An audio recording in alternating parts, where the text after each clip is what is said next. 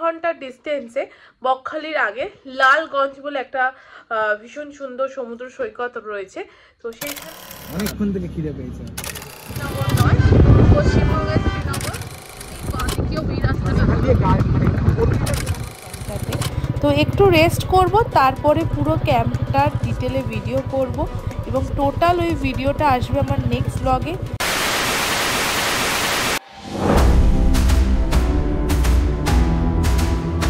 আমাদের welcome drinks চলে এসছে। Thank you for the welcome drink. কিরে কাকে ডাকছিস আমার বল একটু বল। দুপুরবেলা আমি খেয়ে দিয়ে ঘুমাচ্ছি একটু রোডের মধ্যে, খালি হ্যালো হাই করে যাচ্ছে। আবার ডাকবি? ও মা, আচ্ছা এই হচ্ছে এখানে দুটোই আপাতত কটেজ রয়েছে, আর এই হচ্ছে সব টেন্টগুলো।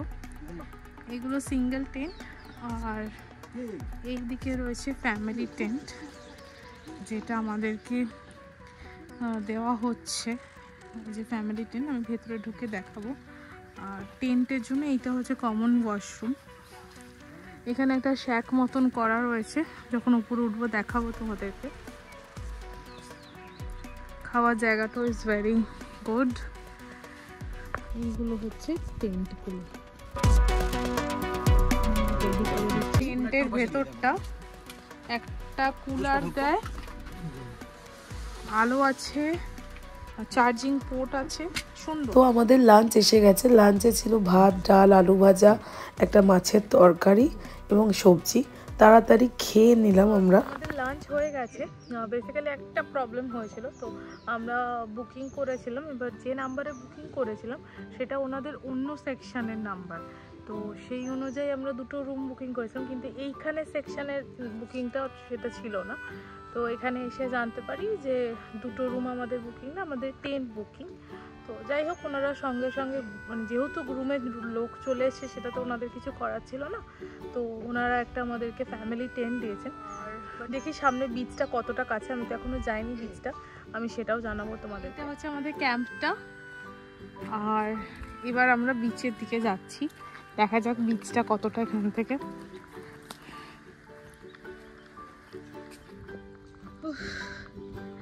ওয়েদারটা মানে টেন্টের ভেতরে হালকা গরম লাগলেও বাইরেটাতে বেশ সুন্দর একটা হালকা ঠান্ডা হাওয়া দিচ্ছে, ভালো মনে হচ্ছে সন্ধ্যাবেলার দিক থেকে ঠান্ডা, মানে হালকা ঠান্ডা থাকবে।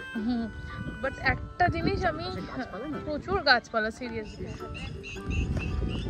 আমি করছি ঝাউবন পিছনে। আমাকে একটু নে।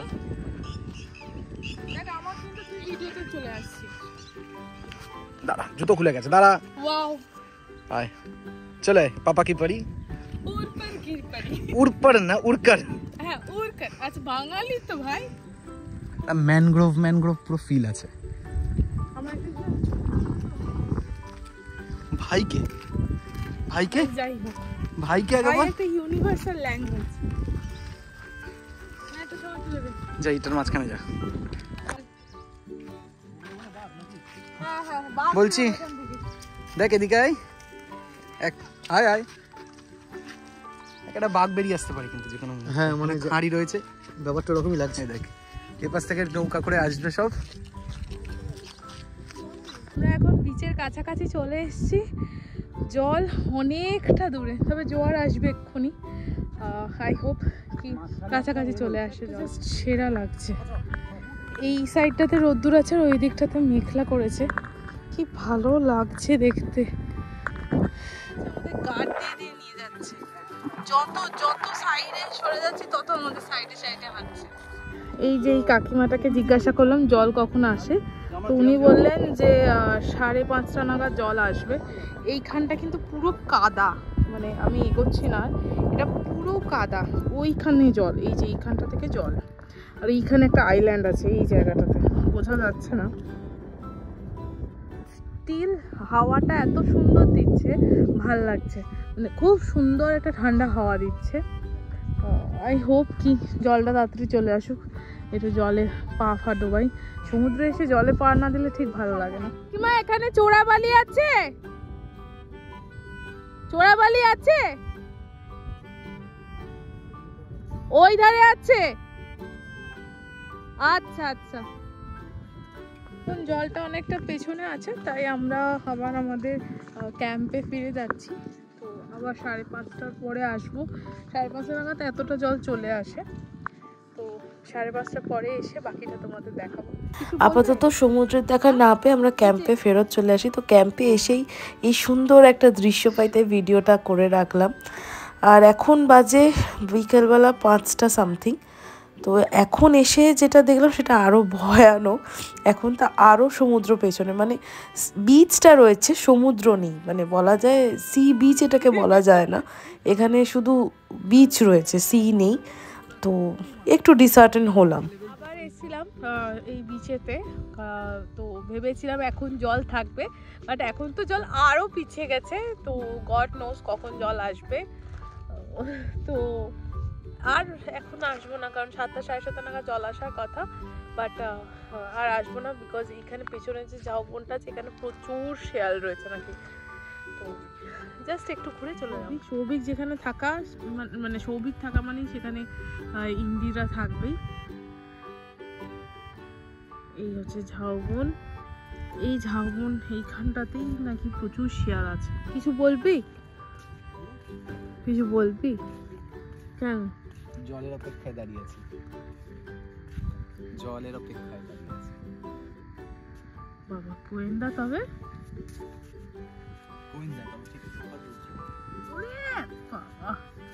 এখানে লিটারালি শেয়ালের আওয়াজ শোনা যাচ্ছে, মানে আওয়াজটা হয়তো আসছে না, মানে কুকুররা পর্যন্ত আওয়াজটা শুনে ডাক শুরু করে দিয়েছে। কিংবা এখানে শেয়াল আছে? কোথায় থাকে শেয়ালরা? বেরোয় রাত্রিবেলায়? হ্যাঁ, এক্ষুনি কতগুলো শিয়াল বেরিয়েছিল নাকি। তো আমরা তাড়াতাড়ি আগে আমাদের ক্যাম্পে যাচ্ছি। ক্যাম্পের কাছাকাছি চলে এসেছি।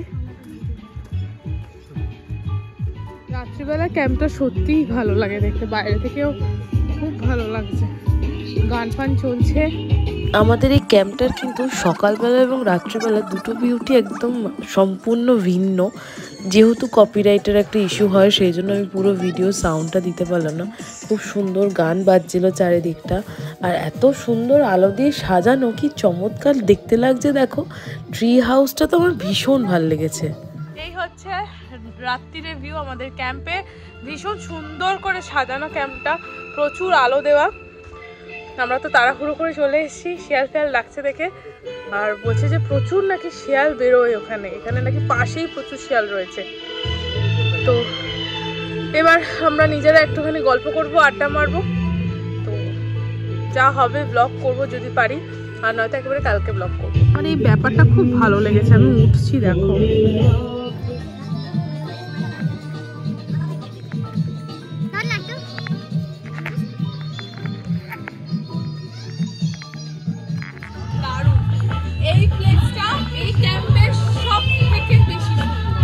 এখন আমরা আমাদের সন্ধ্যে স্ন্যাক্স পেয়েছি, পকোড়া আর মুড়ি।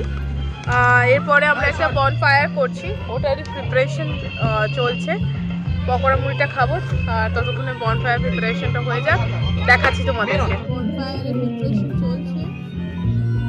হ্যালো, আমরা বিকালবেলা মানে ইভিনিংয়ে স্ন্যাক্সটা খেয়ে বসে আছি। বারবিকিউ হচ্ছে, মানে স্টার্ট হবে, এখন শুরু হয়নি। ভীষণ সুন্দর একটা পরিবেশ। আমরা 4 জনে রয়েছি। রাজস্বীদাকে খুব মিস করছি, কারণ এই আড্ডাটা রাজস্বীদা ছাড়া ইনকমপ্লিট। যাই হোক, আমি দেখাচ্ছি, দেখো চারিদিকটা।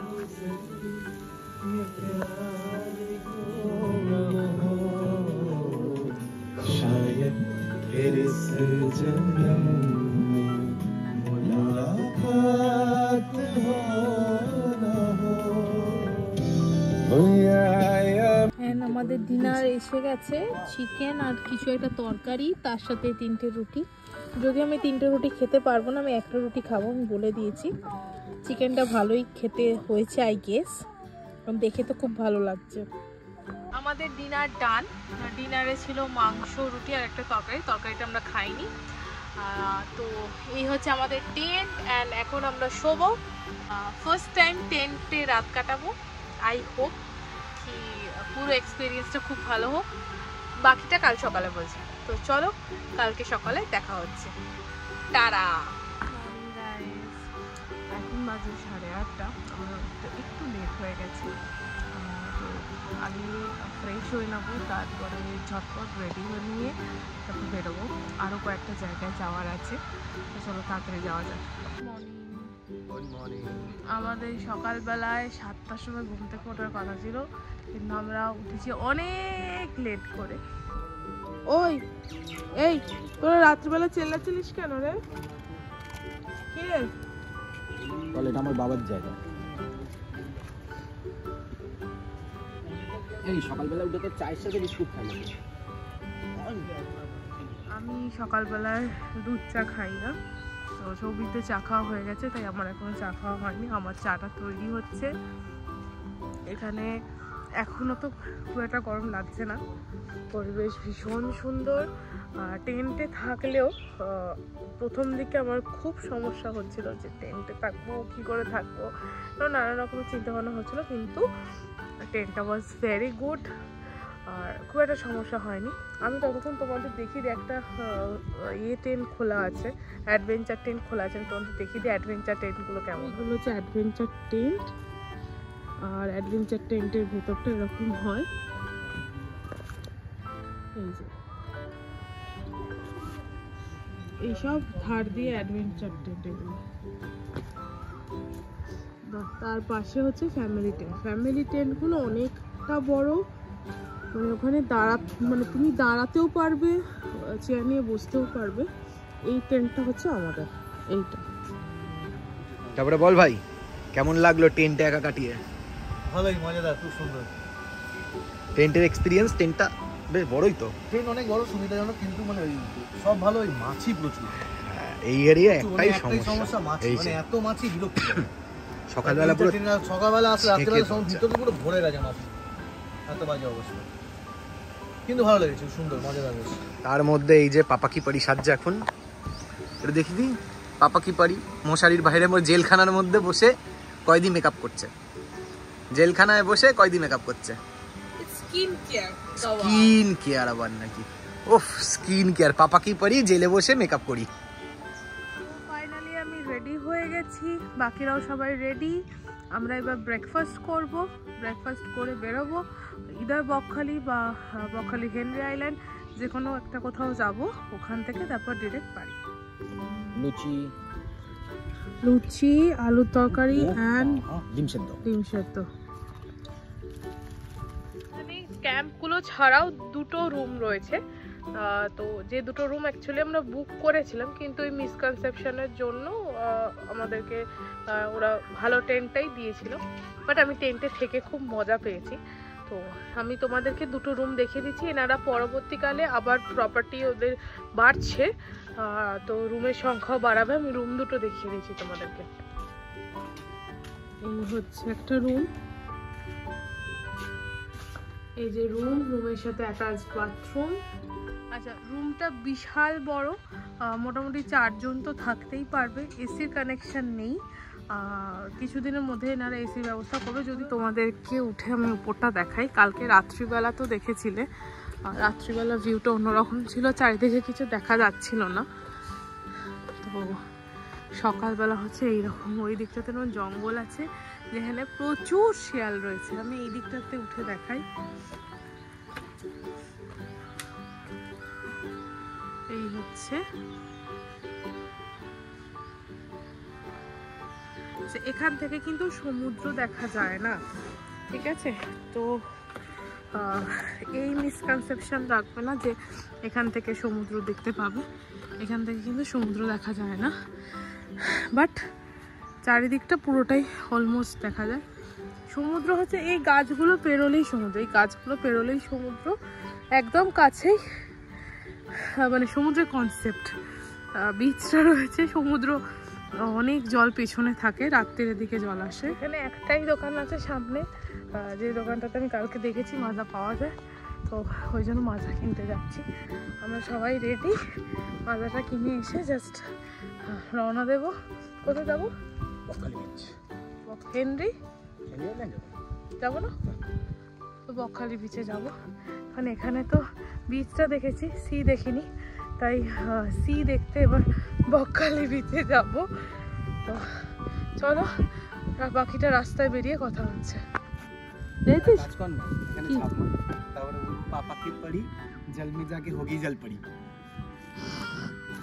মানে এটা আমার বেইজ্জতের জন্য আমি ভিডিওটা করলাম আর কি। যাই হোক, যেটা বলছিলাম, আমার ব্রেন দেখেছিস? এই দোকানটা বন্ধ ছিল, ঠিক আছে? অনেক দূর থেকে এই দোকানের ওনার দিদি আসছিল। আমি বলছি যে এটাই ওনার দিদি, আমাকে বলছে না এখানে সবাই এরকম জামা কাপড় পরে। আমি বলছি না এটাই। ছেলেদের ব্রেন কটা হয়, মেয়েদের ব্রেন কটা হয়? একটাই তো ব্রেন হয়। ছেলেদের একটা ব্রেন, মেয়েদের দুটো ব্রেন। বল কেন? কেন? ছেলেদের ব্রেনটা এখানে থাকে, আর নিচে কর, নিচে কর। মেয়েদের ব্রেন দুটো হাঁটুতে থাকে, ওই জন্য দুটো। তাই তো। আমি ব্লগটা বন্ধ করছি, বাকিটা দেখে নেব। আমাদের দুই সারথি রেডি। লালগঞ্জ খুব ভালো লেগেছে, একদিনের ছুটি কাটানোর জন্য ভীষণ সুন্দর জায়গা। সমুদ্র দেখতে পাবে না, সমুদ্র অনেক দূরে, কিন্তু পরিবেশটা ভীষণ সুন্দর। আর যদি লালগঞ্জে এসে থাকতে চাও, আমি তো হাইলি রেকমেন্ড করবো এই ক্যাম্পটাকে। পুরো ডিটেলস তো বলেইছি আগে যে আমি দিয়ে দেবো, তো তোমরা চেক করে নিও। তো চলো এখান থেকে বেরোনো যাক, এবার বকখালি যাবো।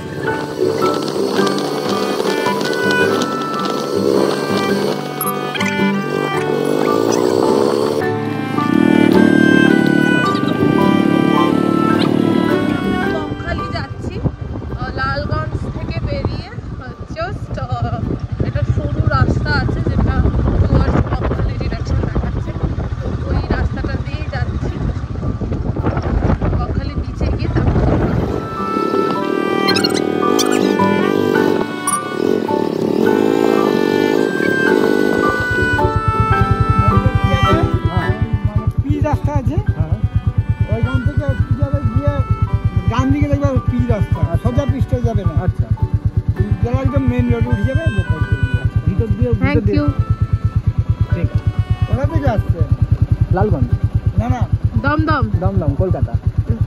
গাড়ি নিয়ে। Thank you.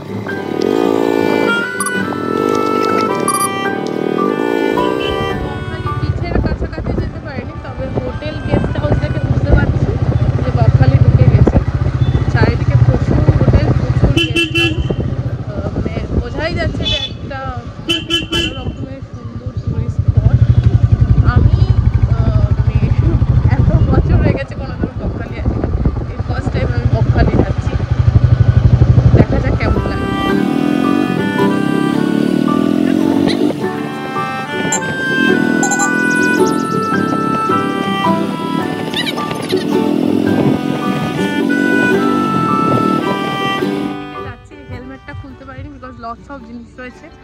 আর ওই যে সৌভিক আগে আগে হেঁটে যাচ্ছে,